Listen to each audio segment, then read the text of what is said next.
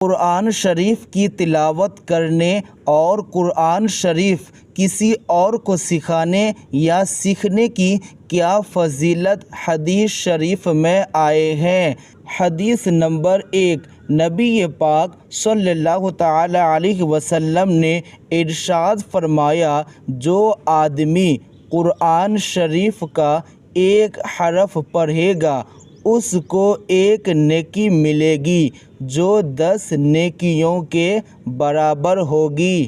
اس کا مطلب یہ ہوا کہ اگر کوئی شخص قرآن کی تلاوت کرتے ہیں تو اگر ایک حرف بھی پڑھے گا تو اللہ تعالیٰ اسے ایک نیکی عطا فرمائے گا، اور یہ ایک نیکی 10 نیکیوں کے برابر ہوگی۔ یہ حدیث ترمذی شریف جلد نمبر 4 اور صفحہ نمبر 417 میں ہے۔ حدیث نمبر 2، نبی پاک صلی اللہ تعالی علیہ وسلم نے ارشاد فرمایا، تم میں سے بہتر انسان وہ ہے جو قرآن سیکھے اور دوسروں کو سکھائے۔ یعنی نبی پاک نے فرمایا کہ بہتر انسان وہی ہے جس نے قرآن سیکھا یا پھر دوسروں کو سکھایا، وہ بہتر انسان ہے۔ یہ حدیث صحیح بخاری جلد نمبر 3 اور صفحہ نمبر 410۔ حدیث نمبر 3، نبی پاک صلی اللہ تعالی علیہ وسلم نے ارشاد فرمایا، جس شخص نے قرآن پاک سیکھا اور سکھایا اور جو قرآن میں ہے اس پر عمل کیا، قرآن شریف اس کی شفاعت کرے گا اور جنت میں لے جائے گا۔ یعنی اگر کوئی شخص قرآن سیکھے یا دوسروں کو سکھائے اور قرآن میں جو لکھا ہے اس پر عمل بھی کرے تو کل قیامت کے دن قرآن شریف اس کی شفاعت کرے گا اور اس آدمی کو جنت میں لے جائے گا۔